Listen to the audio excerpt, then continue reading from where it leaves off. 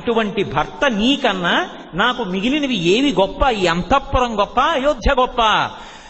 ఒకవేళ నేను హంసతూలికా తల్పం మీద పడుకుని నిద్రలేచి కాలు కింద పెట్టే ముందు అమ్మ కాలు కింద పెట్టకూడదని చెప్పి 100 కుమారులు నాకు కలిగి వాళ్ళ అరచేతులు నేల మీద చాపి నా పాదములు వాళ్ళ అరచేతులలో వేయించి నడిపించగలిగిన పుత్ర శతము నాకున్నప్పటికీ కూడా వాళ్ళ వల్ల కలిగినటువంటి సంతోషము కన్నా భర్తవైన నీ పక్కన ఉండడమే నాకు ఆనందం.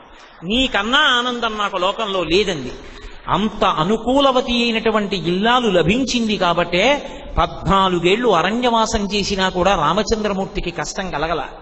అనుకూలవతి అయినటువంటి సతీ ఐశ్వర్యం, మాట విని ధర్మమునందు నిలబడేటటువంటి కొడుకు ఐశ్వర్యం, వ్యవసాయం చేసుకోవడానికి భూమి ఉండడం ఐశ్వర్యం, స్వగృహే అని చెప్పుకోవడానికి తనకొక ఇల్లు ఉండడం ఐశ్వర్యం, కట్టుకోవడానికి బట్టలే